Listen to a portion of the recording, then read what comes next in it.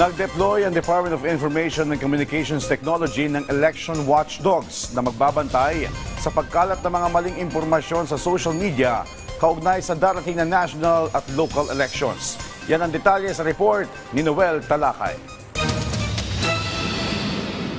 Malaki ang magiging papel ng mga social media platform sa pagpapakalat ng mga maling impormasyon ngayong paparating na ang eleksyon ayon sa government employee na si Nermar.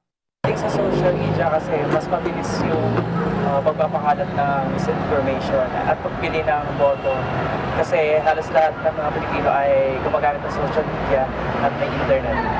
Ang ganitong senaryo ay inaasahan na raw ng Department of Information and Communication Technology o DICT. Kaya naman nag-deploy na raw ang ahensya ng mga election watchdog para magbantay ng mga disinformation, misinformation, fake news at mga deep fake sa social media.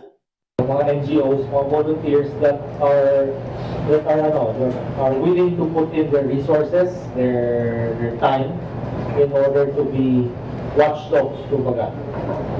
Isa sa mga NGOs na lumapit sa DICT ay ang Scam Watch Pilipinas. Ayon sa co-founder nito na si Josel de Guzman, isa sa kanilang tinitingnan ngayon ang tinatawag nilang zombie account o ang mga social media account na nahack at mga troll account ng nakaraang eleksyon. Hindi lang daw kasi ito magagamit sa pagpapakalat ng disinformation, misinformation, fake news at mga deepfake. Magagamit din daw ito sa mga scam o pagbili ng boto.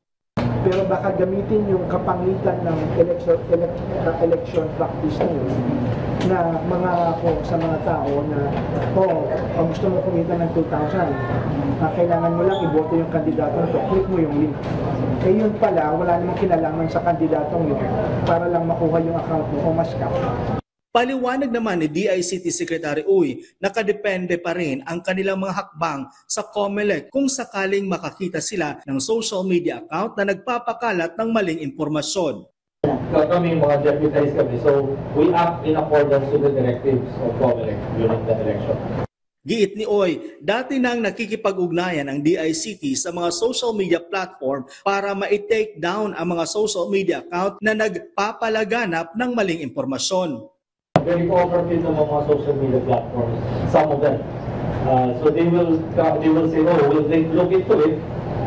Minsan, nagreklamo kami, medyo mabagal kumilos. Instead of acting immediately, minsan 2 araw, 3 araw, 1 linggo, bago nila na-actionan yan. Ikinatuwa naman ni Nermar na proactive ang DICT sa mga election-related issue na may kaugnayan sa social media. Paalala pa ni Nermar, dapat maging responsable rin ang lahat ng mga Pilipino sa paggamit ng kanilang mga social media account.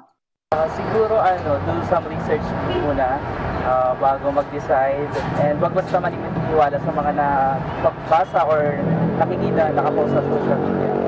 Babala naman ng DICT sa publiko, huwag basta-bastang maniwala sa mga ipinopost sa mga social media. Noel Talakay para sa Pambansang TV sa Bagong Pilipinas.